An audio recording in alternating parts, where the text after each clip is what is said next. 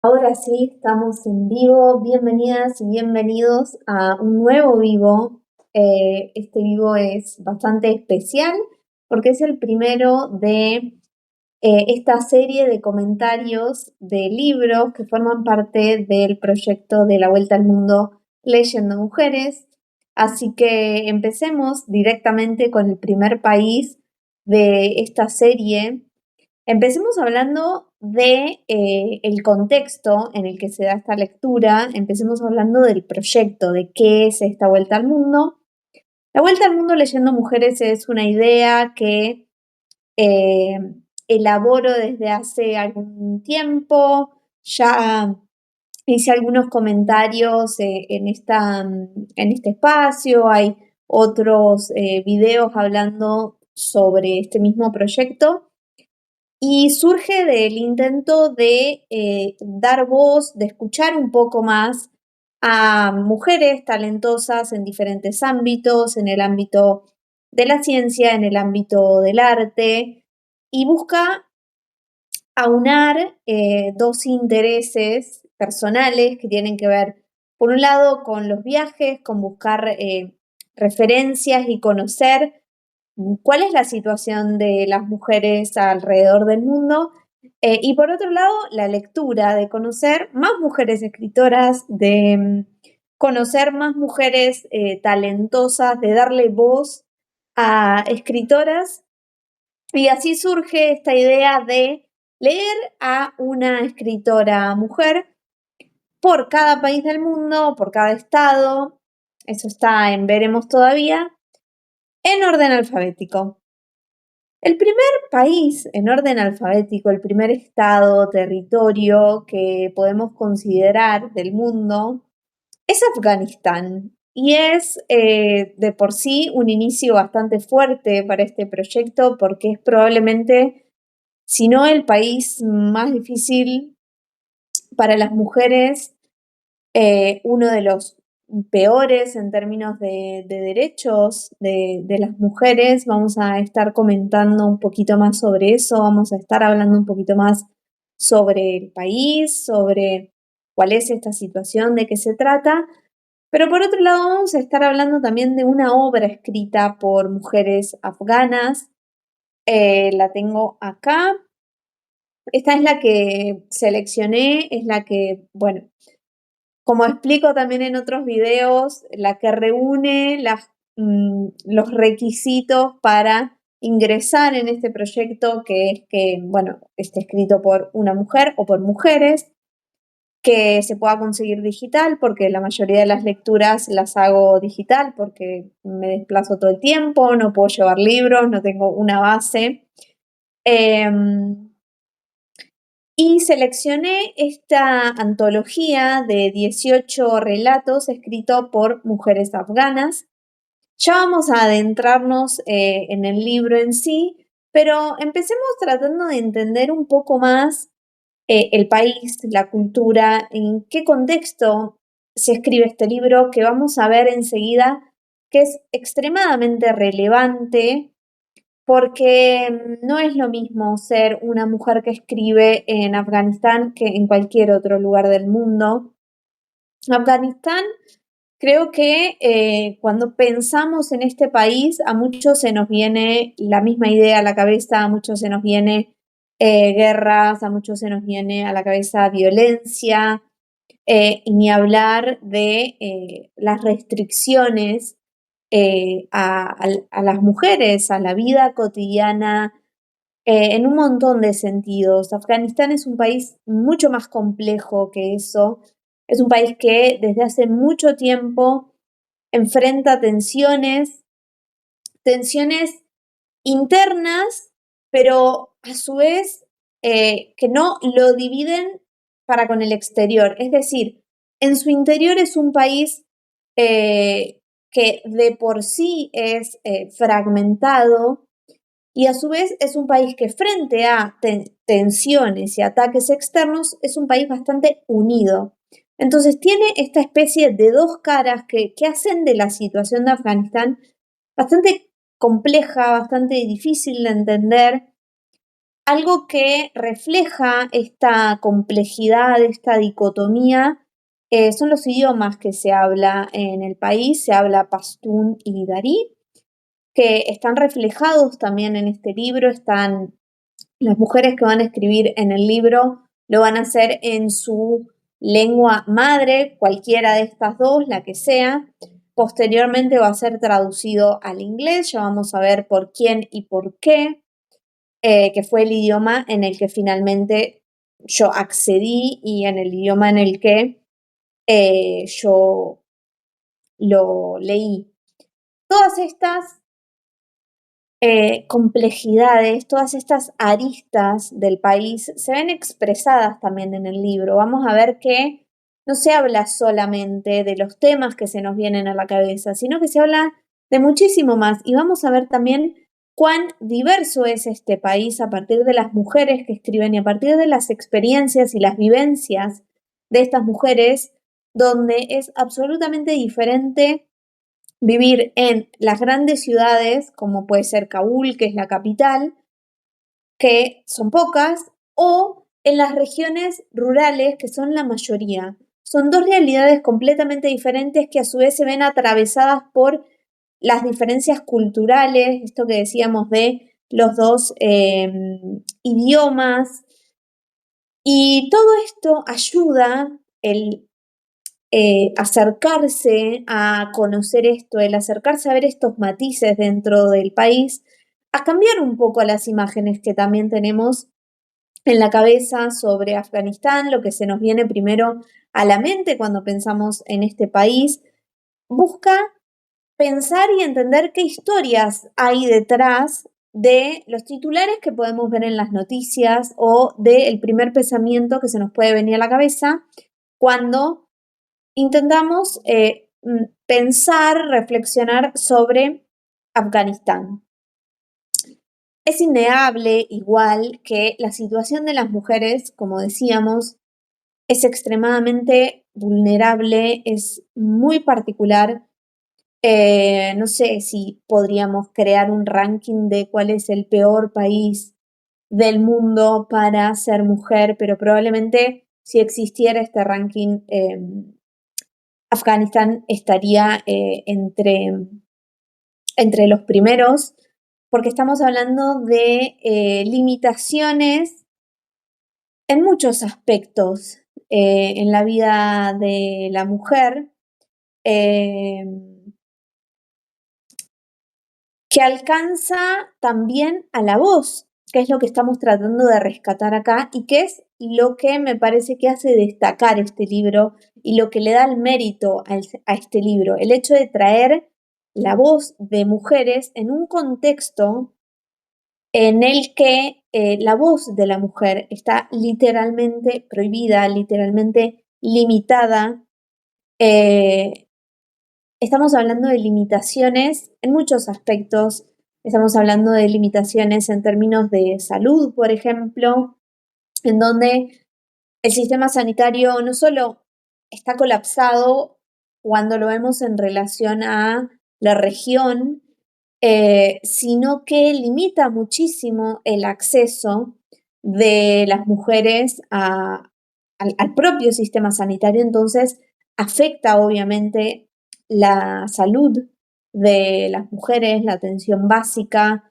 Imagínense no poder, primero, estudiar, formarse en términos de salud y segundo, no poder tener acceso de forma autónoma a, al sistema de salud, porque claro, los profesionales van a ser siempre hombres, porque las mujeres no se pueden formar.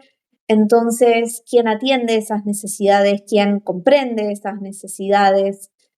Estamos hablando también de limitaciones muy fuertes en términos de educación. Las mujeres acceden solamente a educación primaria y eso nos ayuda a dimensionar cuán importante es este libro, en donde algo tan básico como la lectura y la escritura están prohibidas para este grupo de mujeres y de repente nos encontramos con una obra revolucionaria al punto de encontrarnos con mujeres que hacen algo que en su contexto está fuertemente penalizado, como es la escritura, como es la lectura. Eso nos ayuda a valorizar todavía más la obra que tenemos entre las manos, eh, y que me parece que ayuda a entender también la relevancia de la elección de escuchar a 18 mujeres que, por ejemplo, en el libro se cuida de mantener su identidad de forma anónima. Esto queda muy explícito en el prólogo, por ejemplo, las limitaciones de la vida pública de la mujer. En el prólogo se explica la forma en la que estos relatos llegan, porque estamos hablando de acciones que simplemente no están permitidas. Y se me viene a la mente el cuento de la criada. Creo que muy poca gente no ha leído el libro o no ha visto la serie de televisión en la que las mujeres tienen prohibido la lectura y la escritura también. Es algo que queda seleccionado para muy pocas personas y para un grupo muy reducido de mujeres. Y después de mucho tiempo, esto ya en los libros posteriores, en las series posteriores, en los testamentos, vemos cómo conocemos muy poco de la vida de esas mujeres y de la vida pública de esas mujeres, justamente porque no tenían permitido dejar registro de su experiencia. Entonces, frente a una limitación tan grande de la vida pública, de el hablar, de la voz, de la lectura, de la escritura, este libro es un acto revolucionario innegablemente. Entonces, hablemos un poco ahora de la obra. Como les decía, es una antología de 18 relatos escrito por mujeres afganas en su totalidad, en el idioma de cada una de estas mujeres, posteriormente traducido al inglés, que no necesariamente gira en torno al espiral trágico con el que frecuentemente asociamos Afganistán, sino que busca ir un poco más allá. Y creo que esto también es lo interesante de esta lectura, que nos permite leer el mundo justamente con otros ojos, nos permite leer el mundo desde la experiencia de estas mujeres, algunas veces hablando sobre la crueldad de la realidad, algunas veces hablando sobre violencia, sobre sufrimiento, sobre dolor, sobre guerra, pero otras veces no, hablando de la libertad de elegir, hablando sobre experiencias cotidianas en sus aldeas, en sus pueblos, en sus ciudades, en su trabajo. Eh, y creo que el buscar traer también esa perspectiva y esa mirada es lo que hace lindo a este libro y a la variedad de relatos que incluye. Esta antología está creada, financiada, impulsada por una organización que busca de alguna forma apoyar a escritoras de comunidades marginalizadas. Por eso también la elección, porque me pareció un proyecto interesante que está muy ligado a el proyecto que propongo de lectura de mujeres. Esta organización, que se llama Untold, busca apoyar escritoras en contextos que viven en contextos de marginalización, de vulnerabilidad, en comunidades marginadas con diferentes dificultades, y destaca la relevancia de esta acción, la relevancia de la propuesta de esta organización y la importancia de un libro como el que se termina creando, que, dicho sea de paso, no es el único. Si no me equivoco, esta organización escribió también junto con mujeres afganas un libro que se llama Mi querido Kabul. Kabul es la capital de Afganistán. Y otros junto con mujeres no necesariamente de Afganistán, pero esta fue la elección que yo hice.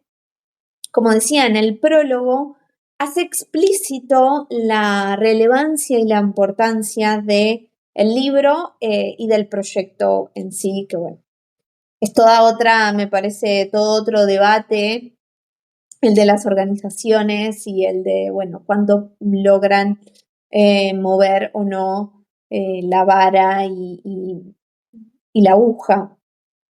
Pero lo que explica y lo que hace interesante este prólogo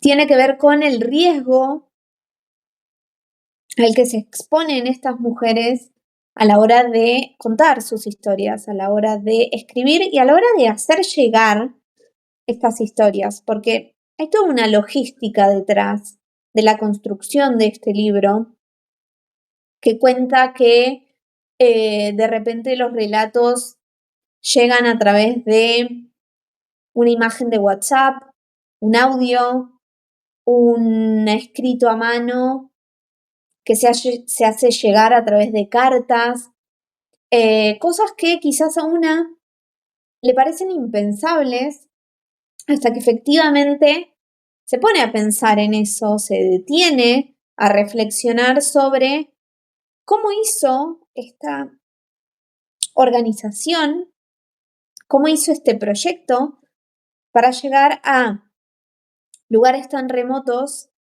con tantas limitaciones en el acceso a la comunicación, a la información,